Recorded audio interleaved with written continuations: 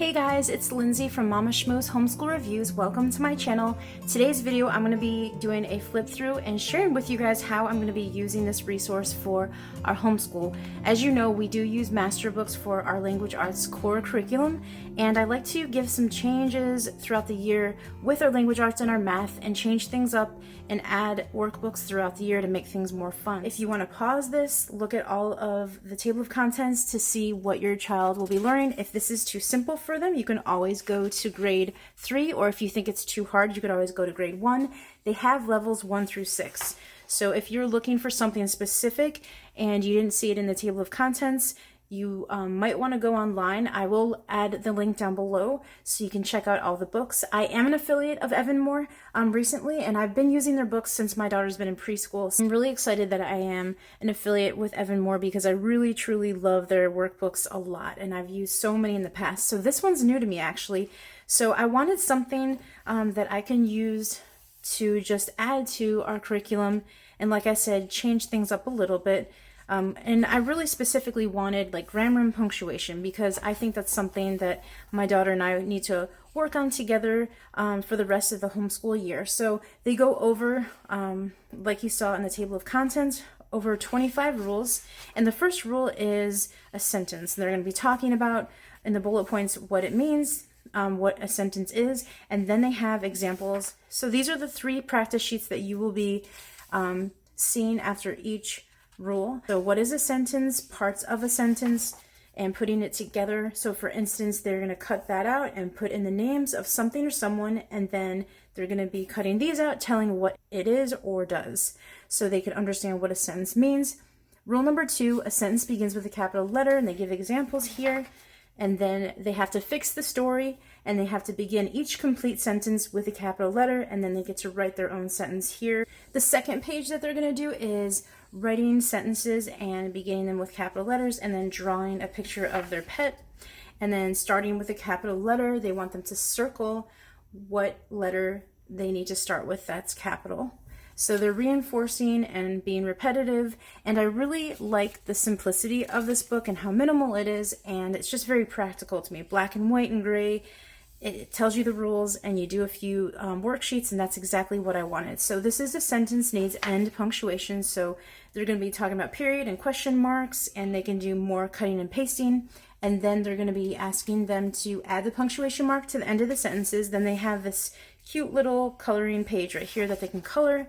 So some of these are more simple and just really quick to do, and others might take a little bit longer. I might just do like maybe 1 rule each week to incorporate throughout our homeschool, and some stuff might be reviewing and some stuff might be new for her. So I think that this is a wonderful way to really make sure that they've learned everything before the end of the year. This page, they're going to be doing exclamation marks or question marks or periods at the end of the sentences.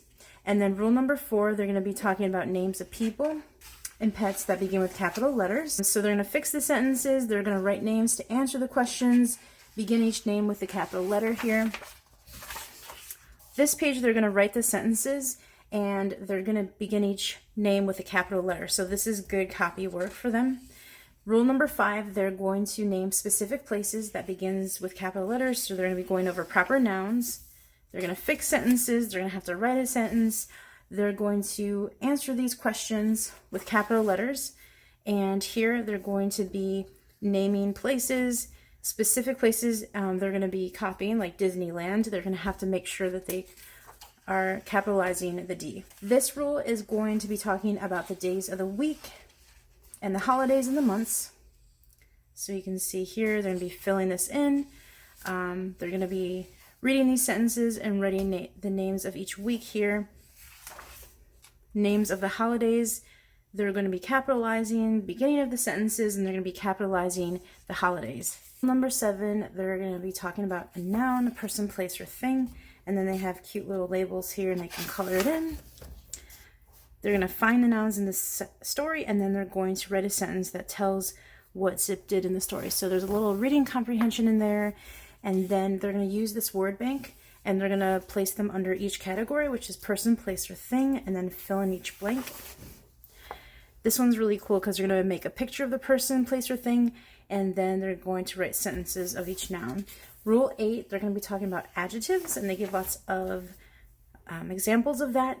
They're going to be circling the adjectives in here, adding adjectives to these sentences, and then they're going to be bubbling in the correct circle for how many adjectives were in each sentence. So I really like that. It seems like there's lots of variety in a lot of the practice worksheets, so I think that Evan-Moor does a really great job with using the Common Core standards in a fun way, and it's really simple, and it gets straight to the point of what your kids really need to understand for the beginning stages and having a good foundation. So rule 9, they're going to be talking about verbs and what is happening and what already happened, adding EDs at the end of the verbs. So they're going to be underlining the verbs here and adding them to the sentences on here. Drawing a verb in these pictures, action verbs, writing a sentence using each verb that they have up here. Rule 10 is they're using 2 words and they're combining them, making compound words, and cut them out, and then you're going to put compound words on another sheet of paper. And then here's a really cute activity where they're drawing a picture of each compound word. They have cup and cake, and they write cupcake, and then they draw a cupcake here. Rule number 11, they're talking about a contraction and how to use an apostrophe, which is very important. So they're going to be practicing that on this page, putting them together. And I really like how they do this. It's very simple. Do plus not equals don't. And they show them exactly where they need to put the apostrophe. But they're going to write sentences using 2 of the contractions above. And then here they're going to be using the word bank and making have not into a contraction and all the other words. Here they're going to be matching it up and making contractions here. Rule number 12, they're going to talk about places of names, pronouns, filling in the sentence.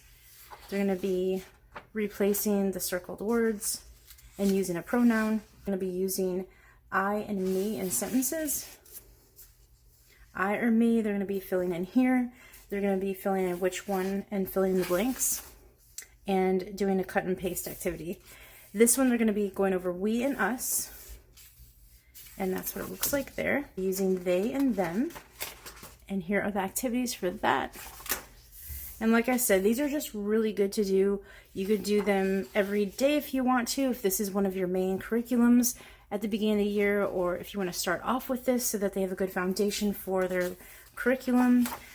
I might use it where I do like 3 pages a week, or not me, but my daughter. Like I would have her do, for instance, like this page, and this page for one day out of the week.